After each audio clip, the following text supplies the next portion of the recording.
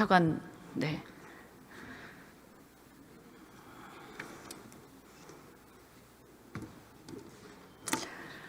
네, 반갑습니다.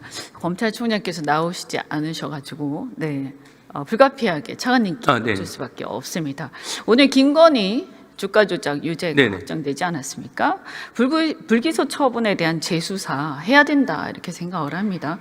헌재에서는 이미 이창수 지검장에 대한 사건에서 기각을 하긴 했지만 여기에 대해서 문제의식을 기재한 바가 있습니다. 알고 있습니까? 네, 읽어봤습니다. 네네네. 그래서 오늘 이 판결을 정확히 보시고 여기에 대해서 어쨌든 사건 일일이 다 지휘하는 건 아니지만 이 부분에 대한 이 지휘 검찰총장이나 이쪽 검찰에서의 재수사는 꼭 필요하다. 저는 그렇게 생각합니다. 네, 지금 이 항고가 제기돼서 서울 고검에서 수사 중에 있는 사안인데 아마 참고할 것으로 생각하고 있습니다. 그리고요. 법원의 구속 취소, 윤석열 구속 취소에 대한 검찰의 즉시 항고 관련해서 네. 왜 하지 않았다고 그렇게 얘기합니까? 검찰에서? 기본적으로는 영장주의 원칙입니다. 헌법재판소 결정이 비춰봤을 때 구속 계속 여부에 대한 판단을 사법권 독립 원칙에 의해서 신분이 보장된 판사가 아니라 검사나 그 밖의 행정기관의 의사에 전적으로 좌우하게 하는 것은 영장주의 원칙에 반한다고 하는 확립된 결정이 있어서 신병이 풀려나지 않은 상황에서 즉시 항고하는 것은 그 자체로서 위헌적인 판단을 받을 가능성이 굉장히 높다라는 차원에서 안 한 것인데 아마 위원님께서는 그러면 그냥 항고라도 왜 하지 않았냐라는 말씀을 하실 수 있을 것 같은데 그 부분은 수사 기관에서 판단을 이렇게 한 것 같아요. 첫 번째는 기본적으로 즉시 항고를 할 수 있는 것으로 규정된 영역에 있어서 보통 항고가 가능하냐라고 하는 부분에 대해서는 이론이 많이 있습니다. 그래서 일부 주석서에는 즉시 항고가 가능하다고 규정된 사안에서 즉시 항고를 하지 않으면서 보통 항고는 안 된다는 설도 있고 또 한 가지가 이 재판부가 기본적으로 이 윤석열 대통령에 대한 1심 재판부인데 이 재판부의 취지가 이제 그 구속기간 날짜만 문제 삼은 것이 아니고 공수처의 수사권 등등을 비롯한 여러 가지 쟁점에 대해서 좀 논란의 소지가 있다. 그래서 이제 막 형사재판이 시작된 상황에서는 의문의 소지를 해소할 필요가 있다고 판단했기 때문에 수사팀에서는 결과적으로 1심 재판에 본안 재판에 집중하는 것이 효율적이라는 판단을 한 것으로 생각하고 있습니다. 국민들이 차관님 말씀하시는 거 들어보면 무슨 말인지 하나도 모르실 것 같아요. 이해가 안 갈 겁니다. 일반인들은. 그래서요, 이게 말이 됩니까? 그러면 왜 다른 사람들은 석방하지 않습니까? 우리 대한민국은 헌법에 의해서 평등의 원칙이 있고 적법 절차가 있지 않습니까? 아시죠? 네. 왜 다른 사람들은 석방하지 않습니까?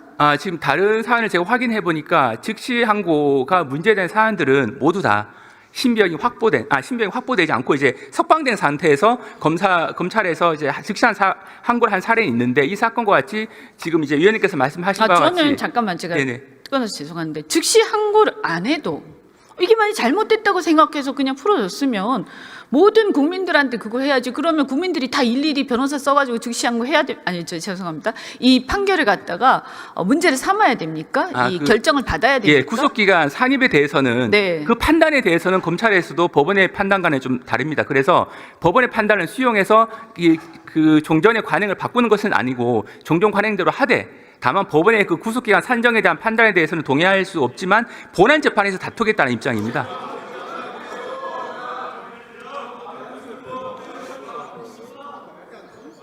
차관님이 생각해도 말이 안 되지 않습니까? 앞뒤가 안 맞잖아요. 아니 윤석열 개인만을 위해서 특화된 무슨 검찰도 아니고 그러면 안 되는 거죠. 그러니까 검찰이 국민의 신뢰를 못 받는 거예요. 이건 매우 심각한 일이라고 저는 생각합니다. 정말 그렇다면 모든 피의자, 모든 피고인들을 다 석방을 하는 게 맞습니다. 그게 옳든 그르든 간에 절차적인 문제에서 그렇지 않습니까? 그냥 해야지 왜 그 사람들은 그러면 법원에 뭘 받아와야 됩니까? 이미 그렇게 해서 승복을 했는데요. 근데 지금 윤석열 대통령 사건에 대해서도 검찰은 법원의 구속기간 산정에 대한 판단에 그럼 왜 항고를 안 했어요? 즉시 항고를 안 했으면 보통 항고라도 했었어야죠. 그리고 오케이 거기까지 그럼 이해하더라도 보통 항고 했었어야죠. 안 했잖아요. 그 승복한다는 얘기 아니에요? 네, 그 부분 제가 앞에서 간단히 말씀드렸는데 즉시 항고가 가능한 영역에 있어서 안 했을 때 보통 항고는 제기가 불가능하다라고 하는 유력한 견해가 있습니다. 시도해 보셨어요? 안 했잖아. 견해가지고 그렇게 합니까? 이거 국가적으로 중요한 사안인데, 그죠? 이 부분은 기본적으로 이 본안 재판을 통해서 수사와 기소 과정의 적법성 여부를 확인받을 예정에 있고 그 부분은 수사팀에서 판단한 부분이라고 생각합니다. 내일 헌재에서 파면이 되면 다른 사건들을 수사가 개시가 될 수밖에 없다고 봅니다. 군사반란죄를 비롯해서 그러면 다른 사건들의 수사와 동시에 저는 빨리 구속을 다시 재개해야 된다 이렇게 봅니다. 왜냐하면 이런 문제들이 있기 때문에 국민들은 매우 불공정하다. 그리고 수사기관과 검찰, 법무부에 대한 정무에 대한 그 불신에 가득 차 있다. 이렇게 하시면 안 된다. 말씀드립니다. 들어가셔도 좋습니다.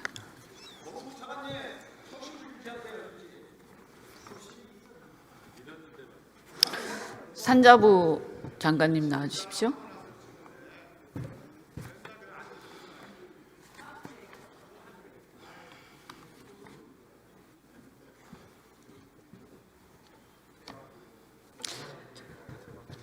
시간이 얼마 없어서 오늘 어제죠. 트럼프 정부에서 상호관세 발표했죠. 네. 어떻게 생각하십니까?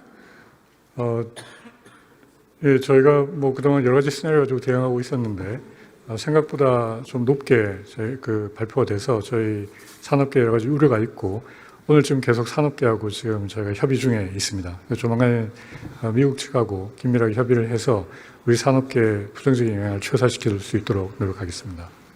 네. 총리 주재 경제 TF에 장관님 참석 안 하셨습니까? 네, 못했습니다. 네. 그 장관님은 못하시고 여기 나오셨잖아요. 그죠? 그리고 어제 새벽에 발표가 났으니까 얼마든지 대응 주재 회의는 새벽 아침 할 수 있었습니다. 그런데 왜 총리와 경제부총리는 안 왔습니까? 지금 저희가 업종별로 계속 협의를 할 일들이 좀 많이 남아 있고요. 지금 제 대신에 차관들이 지금 하고 있습니다. 뭐 제가 장관님께 여쭐 건 아니라고 생각하는데 어쨌든 산자부 장관께서는 참석을 하실 수 있는 것입니다. 그런데 왜 경제부총리는 나오지 않았는가 묻지 않을 수가 없고요. 민간국가 지정과 관련해서 이게 문제가 있다. 굉장히 심각하다. 이게 언제 지금 이거 우리가 다시 한번 이걸 뒤집을 수 있는 기회가 있죠? 민간 국가 문제는 에너지부 장관 소관 네. 부처인 에너지부 장관하고 저희가 협의를 했고 에너지부 장관도 한미 간의 여러 가지 과학기술 협력이나 에너지 산업 투자 경제 협력 부분이 많이 있어서 이 문제를 빨리 조속히 해결하겠다는 의지가 있습니다. 그래서 저희가 지금 실무 협의를 계속하고 있고요. 최대한 빨리. 이유가 뭡니까? 그 국가 지정 이유. 저희는 에너지부에서 발표한 대로 지금 기술 보안 관련되는 그 내용으로 저희는 알고 있습니다. 네, 핵 비확산 문제도 있다라고 생각을 하는데 그 얘기는 제가 다 생략하겠습니다. 4월 15일 네. 그때까지 빨리 이것을 다시 제고하도록 해야 됩니다. 네, 저희가 지금 미국에 가십니까? 지금 실무 협의를 하고 있고 저는 지금 또 상호관세 문제도 있고 해서 저희가 여러 가지 지금 전략을 보고 있고요. 통상교섭 본부장이 조만간에 미국하고 협의를 하러 지금 갈 예정이고 저희가 여러 가지 산업계하고 좀 전략을 만들고 있습니다. 네, 알겠습니다.